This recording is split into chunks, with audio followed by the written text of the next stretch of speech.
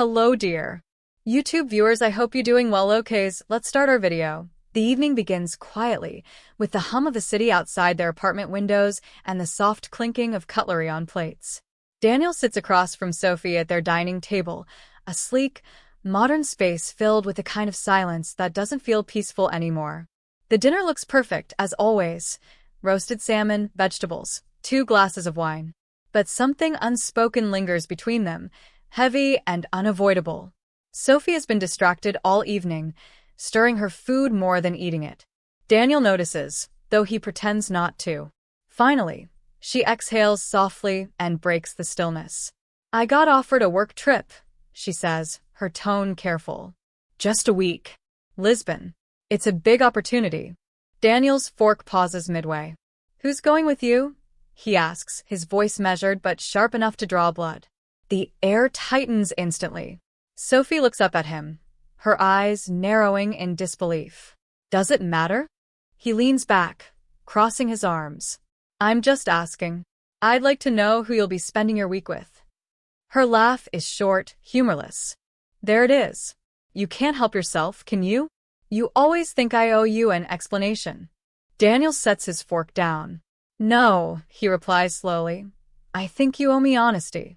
Sophie pushes her chair back slightly. Honesty? You want honesty? Fine. I'm tired, Daniel. I'm tired of having to ask permission to breathe. Her words hit him like a slap, but he keeps his face unreadable. That's not what this is about. Isn't it? She fires back. Every time I want to do something, go somewhere, you act like I'm betraying you. Like I'm yours to manage, to check up on. His jaw tightens. You are my wife. I have the right to know where you are. And I have the right to live my life without explaining every minute of it to you, she snaps. Marriage doesn't mean ownership. The tension spirals until neither of them can tell what started it anymore. Years of small misunderstandings, quiet resentments, and unspoken fears all erupt in that single moment. Daniel's voice drops, steady but trembling underneath. You think I'm trying to control you, but maybe I'm just trying to protect what's mine. Sophie stands now, her hands trembling. I'm not something to protect, Daniel. I'm someone to love. And lately, I don't even know if you remember how to do that. He stands too, his tone colder now. Maybe I don't know because you stopped letting me try. That's when it happens, the breaking point that can't be undone. Sophie's eyes fill with tears, but her voice cuts through the room like glass. Don't call me. I'm not your property. The words hang in the air, echoing between them. For a long moment, Daniel says nothing. His face hardens into something distant, unreadable. Then, with unsettling calm, he replies, Good. Then don't come back asking for me. The silence that follows is unbearable. It's the kind that swallows every sound, every heartbeat.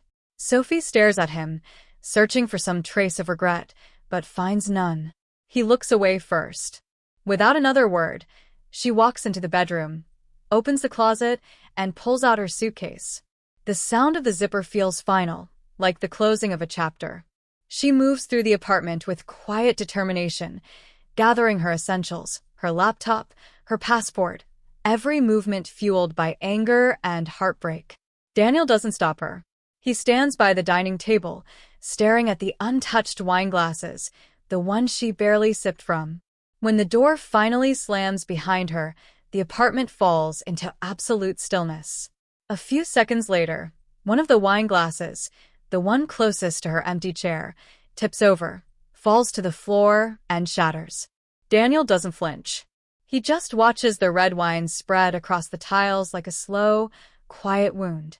In that moment, he realizes that sometimes the sharpest sound in the world isn't the breaking of glass, it's the sound of someone leaving without looking back. The first few days without Sophie pass in a blur of quiet routines that feel unfamiliar. Daniel wakes up to the sound of nothing, no hairdryer, no rustle of clothes, no faint humming from the kitchen.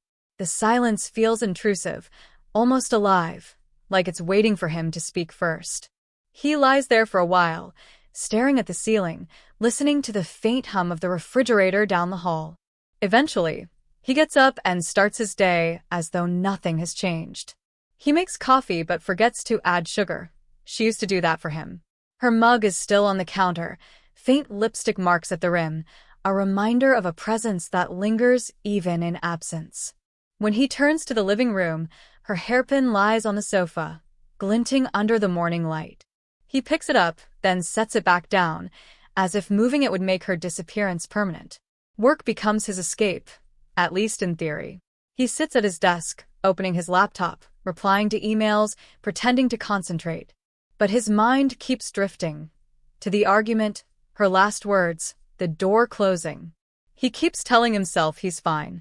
She'll realize I'm not the bad guy, he murmurs under his breath. She'll come back once she cools down.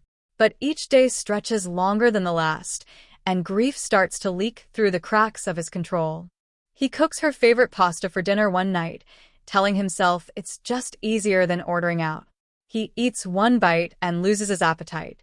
Another evening, he plays her playlist, the one she used to play when cleaning, and halfway through the second song, he shuts it off abruptly. The melody makes the apartment feel haunted. At night, Daniel finds himself scrolling through their old photos. Her smile looks different in them now, freer, lighter, untouched by whatever grew between them. He closes the album and tells himself to sleep, but the sheets still smell faintly of her perfume. Thousands of miles away, Sophie sits in a bright seaside resort where the sun seems too cheerful for the heaviness she carries. The trip is everything her colleagues had promised: ocean breeze, long lunches, creative meetings. Everyone tells her she looks different, relaxed, even lighter. She smiles politely, letting them believe that. During group dinners, she laughs at jokes, keeps the conversation flowing, plays the part of someone who's rediscovered herself. But when she returns to her hotel room at night, the act crumbles. The ocean waves outside her window sound too much like the static between her and Daniel during their last conversation, endless and unresolved. She sits cross-legged on the bed, scrolling through old messages on her phone. Most are mundane: reminders, grocery lists, little apologies. But each one carries the weight of a rhythm they once shared. She hesitates over the last scene, timestamp beside his name. He hasn't texted, and neither has she. Pride, she tells herself, is the only thing keeping her sane, though it feels more like punishment. A colleague named Ethan notices her distance. He's warm, easygoing, with a voice that fills silence without demanding anything. One evening, they walk by the shore after dinner. He tells her she deserves someone who listens, who doesn't make her feel small. His tone is soft, careful, almost flirtatious. Sophie smiles faintly but doesn't answer. Not because she's loyal, not anymore, but because she's lost. She can't imagine starting over when she hasn't figured out where she went wrong in the first place. Later that night, she writes in her notebook. Freedom feels like silence, and silence feels like him. Back in the city, Daniel stands on his balcony, phone in hand. The skyline stretches endlessly before him, but it feels meaningless without her laughter echoing off the walls. He scrolls to her name in his contacts, thumb hovering above the call button. His chest tightens. Are you okay? He types, then deletes it. I didn't mean it, he writes next, deletes that too. Finally, come home. Delete. He locks his phone and pours himself a drink. The whiskey burns his throat, grounding him just enough to stay still. The night air is cool, but his chest feels heavy. Across the apartment, the faint reflection of her face flickers in his memory, her hair falling forward as she laughed, watering the plants near the window. He remembers how she used to say, plants are like people. Ignore them long enough, and they stop trying to grow. Now, the same plants are wilting. Leaves curled, soil dry. He hasn't touched them since she left. They sit in silence, dying slowly, just like the words they never said to each other. Daniel stares at them for a long time, the city lights painting streaks of gold across the glass. Somewhere between guilt and denial, he whispers into the empty room, "You'll come back." But the apartment doesn't answer. It just breathes back his loneliness, one quiet second at a time. It's late afternoon when Nadia shows up at Daniel's door, a large tote bag slung over her shoulder and a cautious look in her eyes. She's been Sophie's best friend for years, the kind who knows when to comfort and when to confront. Daniel hesitates before letting her in. The apartment feels smaller, heavier, filled with the same still air that's been sitting there since Sophie left. "I'm just here to pick up some of her things," Nadia says quietly. She asked for her files and a few clothes. Daniel nods and gestures toward the bedroom. They're packed. On the bed. Nadia disappears into the room, then returns a few minutes later, her eyes scanning the apartment. The empty wine glasses still in the sink, the wilting plants by the window, the faint trace of perfume that hasn't faded yet. "You've really not changed anything," she observes. "I didn't see the point," Daniel mutters, folding his arms. There's a pause before she speaks again. "You know, the two of you talk like you're at war. Every time I hear about one of your arguments, it sounds like you're trying to win. Not to understand. Not to fix." Daniel's jaw tightens. "She doesn't want to be owned," he says sharply. Fine. Let her see what that feels like. Nadia sighs, shaking her head. "Freedom isn't the same as being unloved, Daniel. You made her choose between the two." Her words hit him harder than he expects. For a moment, the only sound is the faint hum of the city outside. Nadia gathers the bag and heads for the door. Before leaving, she adds softly, "She never wanted to be free from you. She just wanted to be free with you." When the door closes, Daniel stays frozen in place. Her words echo in his mind, replaying until they start to make sense. Maybe Sophie wasn't running away from him. Maybe she was running from the cage he built out of fear. He sinks onto the couch, staring at the dying plants. It dawns on him slowly, painfully.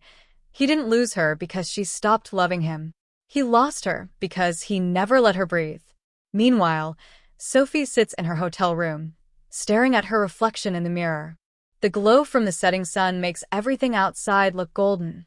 The sea, the sky, the glass buildings in the distance. But she feels none of it. Her face looks tired, older somehow, though only a week has passed. For a moment, she studies herself like a stranger. The woman looking back isn't free. She's hollow. The silence that once felt liberating now presses on her chest. She thinks back to the first time she met Daniel, a small cafe, her laughter over spilled coffee, his quiet curiosity.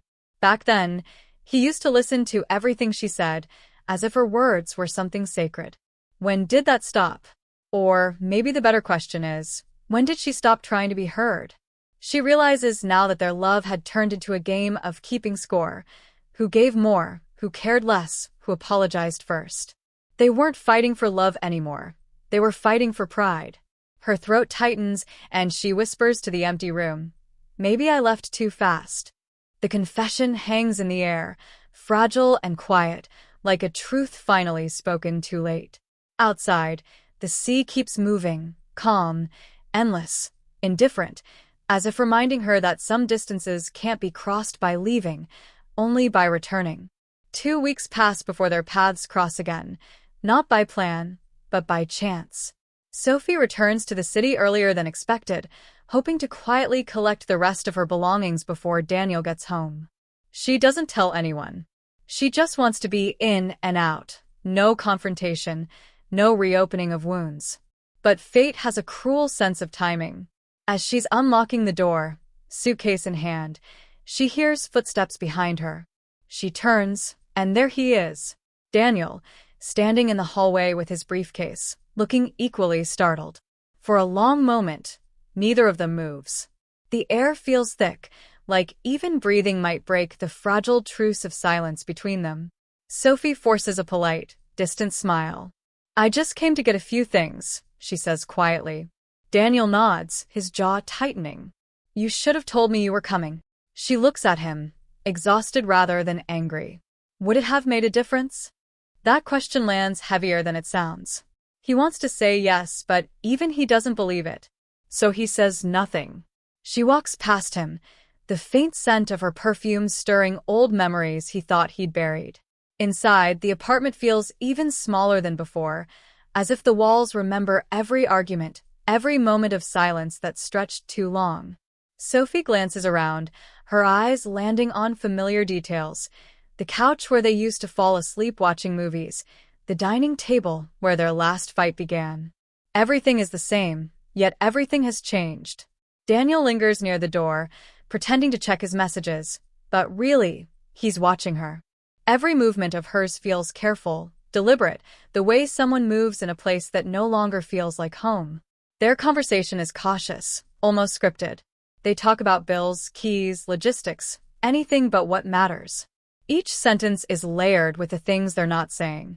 He wants to tell her he missed her. She wants to ask if he even tried to. But neither dares to break the fragile distance they've built to protect themselves. Sophie moves toward the window and pauses. The plants, the ones she used to tend to every morning, are shriveled, lifeless. She kneels down, touching one of the dry leaves. "You couldn't even water them?" she asks softly. Daniel looks away. "Didn't see the point," he mutters. "They were your thing." Her throat tightens, not from anger, but from the sadness in his voice. "They were ours," she says after a pause. Silence again. The kind that hums with everything left unsaid. He finally speaks, voice low and bitter. "You wanted freedom. That's what this is." She looks up at him, eyes glassy but calm. "And you wanted control. Is this what that looks like?" That lands like a quiet truth neither can deny. Daniel exhales, breaking the gaze first. Sophie stands, her shoulders trembling. Neither shouts. Neither blames. They just exist in the same space, surrounded by ghosts of what used to be warmth.